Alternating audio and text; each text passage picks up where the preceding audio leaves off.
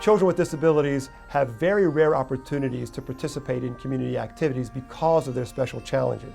What the Penguin Project does is create an environment where they're given that opportunity to participate in community theater. This is not only a fun recreational experience, but we've learned that it can also have therapeutic benefits. What the theatrical experience teaches children is how to work together, how to follow directions, and how to remain focused on a specific task. These particular characteristics will have benefit in the classroom because children are now able to communicate more effectively, be more assertive, and stay focused on the tasks at hand within the classroom. Well, penguins seem to be a perfect figurehead for our young artists with disabilities because, like them, penguins are very curious and playful, and yet they are actually disabled. They are disabled birds who are unable to fly. But instead of flying, they toboggan, they swim, they waddle, and they are able to negotiate their environment in different ways. And so, like our penguins, they've adapted to their surroundings. Theater is my own personal passion. I've had an active interest in theater since I was young. I've participated in community theater as a performer. I've also directed children in community theater as well as adults in community theater. And from that experience, I learned that there's a lot that you can benefit from. And since it was my own personal passion and seemed to have some therapeutic value, it seemed a natural movement to involve children with disabilities in theatrical experiences.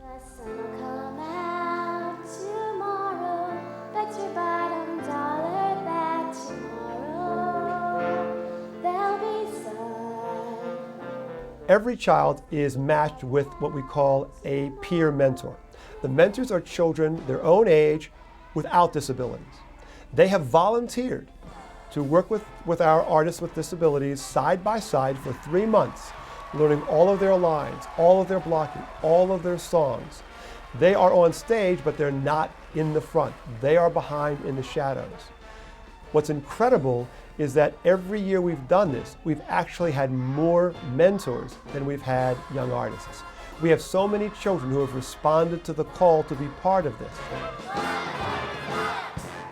I think the best experience I had was one day after rehearsal, I walked out and I saw groups of individuals. I saw groups of parents sitting together talking.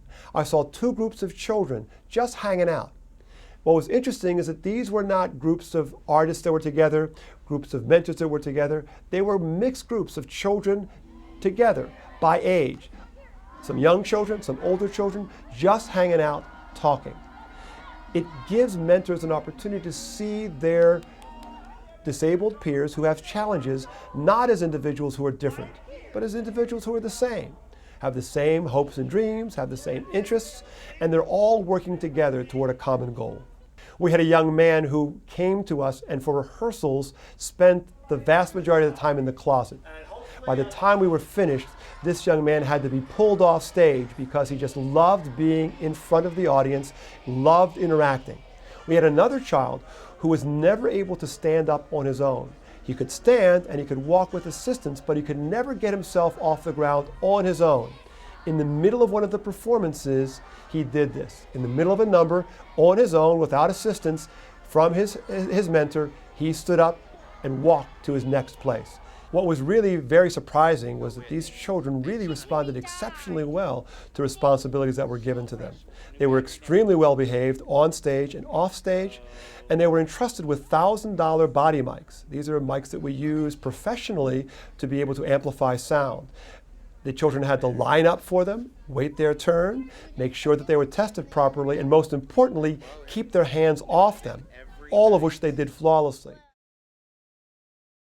The Penguin Project Foundation was organized to assist communities in creating and expanding opportunities for children with disabilities to participate in community theater.